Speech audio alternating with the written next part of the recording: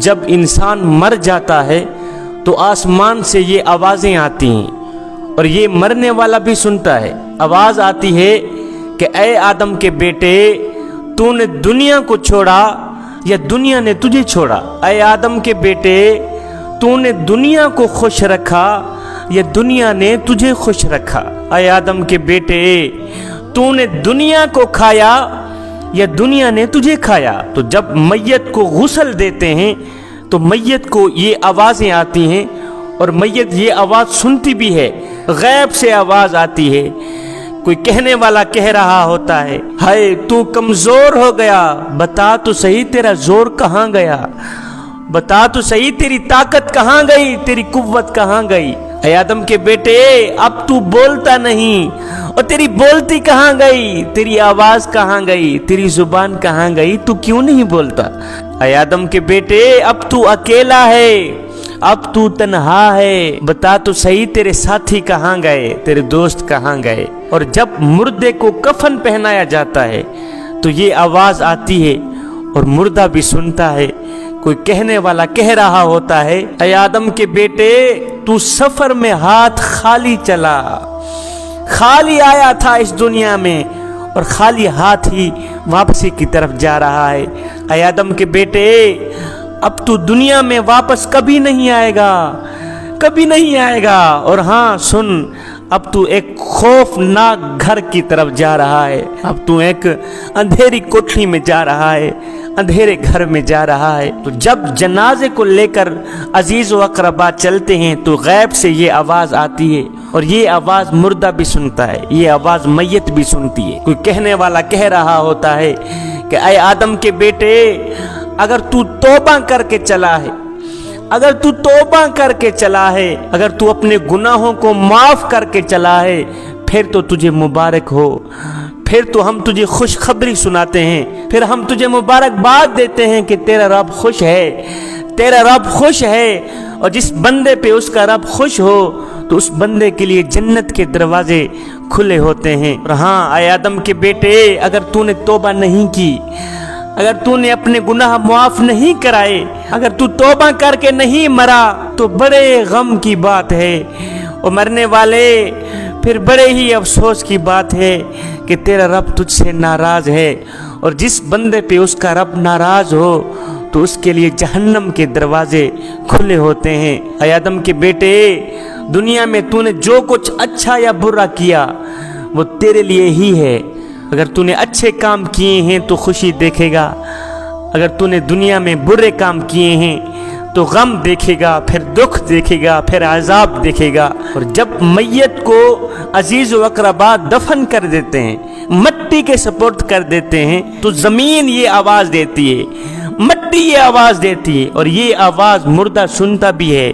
مٹی کہتی ہے کہ اے آدم کے بیٹے، تو میرے اوپر ہنستا تھا، اب روتا کیوں ہے؟ اور تو میرے اوپر خوشیاں کیا کرتا تھا، اب غم کیوں کرتا ہے؟ تو میرے اوپر ہنستا تھا، اب تو میرے اوپر غم کیوں کر رہا ہے؟ اب غم میں کیوں پڑا ہے؟ تو میرے اوپر اکڑ اکڑ کے باتیں کیا کرتا تھا، بتا تو صحیح، اب تو خاموش کیوں پڑا ہے؟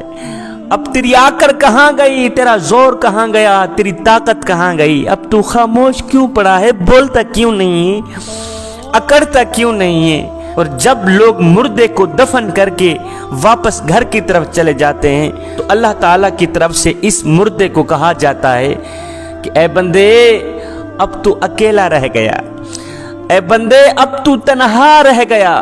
ہائے تیرے دنیا کے ساتھی، تیرے دنیا کے عزیز و اقربا، دوست، رشتہ دار تجھے اندھیرے گڑھے میں ڈال کر، تجھے تنہا چھوڑ کر واپسی کی طرف چلے گئے ہیں۔ ہائے جن دوستوں کے لیے تو ہماری نافرمانی کرتا رہا، جن دوستوں کے لیے نماز کے قریب نہ گیا، قرآن کے نزدیک نہ گیا، جن بچوں کے لیے، جن اولاد کے لیے تو حلال و حرام کی تمیز کیے بغیر کماتا رہا، کھلاتا رہا، وہ دیکھ تجھے اندھیرے گڑھے میں ڈال کر جا رہے ہیں، تجھے اکیلا چھوڑ کے جا رہے ہیں، تجھے تنہا چھوڑ کے جا رہے ہیں۔ میرا اللہ فرماتا ہے، اے بندے، آج تجھ پر ہم ایسا رحم کریں گے، ایسا رحم کریں گے کہ ایسا رحم تیرے اوپر تیرے ماں باپ نے بھی نہ کیا ہو۔ آج ہم تیرے اوپر ایسا رحم کریں گے کہ ایسا رحم تیرے دوستوں نے بھی نہ کیا ہو، ایسا کرم تیری اولاد نے بھی نہ کیا ہو، تیرے عزیز و اقربا نے بھی نہ کیا ہو۔ آج ہم تیرے اوپر ایسا رحم کریں گے۔ اے بندے نماز پڑھ اس سے پہلے کہ تیری نماز پڑھی جائے۔ میاں آج ہماری آنکھیں کھلی ہیں، یہ کھلی ہیں، بند نہیں ہوئی۔ ان کھلی آنکھوں میں کچھ کر لو جوانو، ان کھلی آنکھوں میں نماز پڑھ لو، قرآن پڑھ لو، اللہ کے ساتھ اپنا معاملہ درست کر لو۔ معلوم نہیں پھر فرصت ملے نہ ملے، معلوم نہیں پھر یہ زندگی کے لمحے ملے نہ ملے۔ آج تو ہمارے پاس وقت ہے توبہ کرنے کا، آج تو ہمارے پاس وقت ہے اللہ کے ساتھ اپنا معاملہ درست کرنے کا۔ فراڈ کر لو، 2 نمبر دھندا کر لو، حلال و حرام کی تمیز کیے بغیر کما لو، کھا لو، مرنے کے بعد ان سب چیزوں کا تمہیں جواب دینا ہوگا، ان سب چیزوں کا تمہیں حساب دینا ہوگا، اللہ کے سوالوں کا جواب دینا ہوگا۔ بندے وہ ایک بزرگ تھا، اللہ والا تھا، فقیر تھا، متقی پرہیزگار تھا۔ وہ اپنے کندھے پہ چادر رکھ کے کہیں جا رہا تھا، ادھر سے ایک چور دوڑتا ہوا آیا، اس فقیر کی چادر لے کر بھاگ گیا۔ اب چور چادر لے کر اس طرف بھاگا، ساتھ میں قبرستان تھا۔ اس فقیر نے کیا کیا؟ قبرستان کی طرف دوڑ لگا، قبرستان کی طرف دوڑ لگا۔ کسی نے دیکھا، پوچھا بابا تیری بھی عجیب کہانی ہے۔ میاں چور چادر لے کر اس طرف بھاگ رہا ہے، تو بجائے چور کے پیچھے بھاگنے قبرستان کی طرف کیوں بھاگ رہا ہے؟ اور بجائے چور کے پیچھے بھاگنے قبرستان کی طرف کیوں بھاگ رہا ہے؟ یہ سن کر اس فقیر اللہ والے نے کہا، بیٹے قبرستان کی طرف اس لیے بھاگ رہا ہوں کہ یہ چور جہاں مرضی آئے چلا جائے، آخر اس نے آنا تو قبر میں ہی ہے، آخر اس نے آنا تو قبر میں ہی، آخر اس کا ٹھکانہ تو قبر ہی۔ بیٹا جب یہ اپنے ٹھکانے پہ آئے گا، جب یہ اپنی آخری منزل پہ آئے گا، جب یہ قبر پہ آئے گا تو میں اس سے اپنا حساب لے لوں۔